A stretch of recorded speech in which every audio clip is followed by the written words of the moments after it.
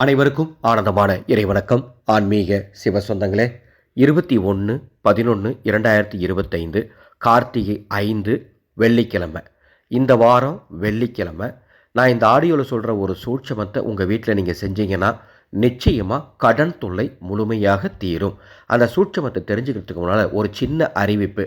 December 4ஆம் தேதி நாம் ஒரு வாட்ஸ்அப் குழுவை தொடங்கி ஒரு ஆன்மீக விஷயத்தை கற்றுத்தர போகிறோம்.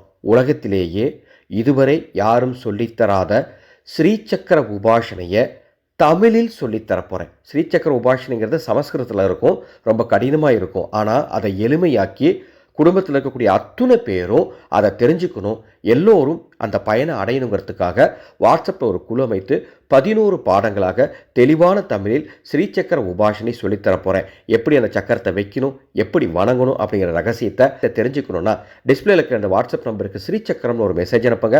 அந்த பயிற்சியினுடைய கட்டண விவரத்தை தருகின்றேன். வீட்டில் இருந்தபடியே பயிற்சி எடுத்துக்கலாம். சரிங்களா? அன்பு சொந்தங்களே, நவம்பர் 21ஆம் தேதி மாலை 6 மணிக்கு மேலே ஒரு சிறிய டம்ளரில் சுத்தமான தண்ணீர் எடுத்துக்கோங்க.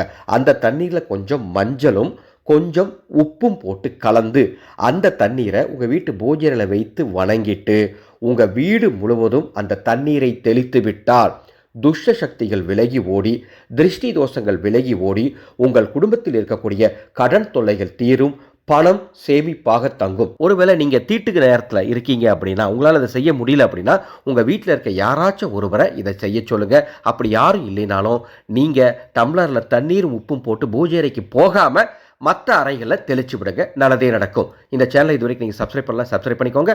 மீண்டும் அடுத்த ஒரு பதிவில் சந்திக்கின்றேன். ஆனந்தம் மலரட்டும், ஆனந்த ஒளி பரவட்டும்.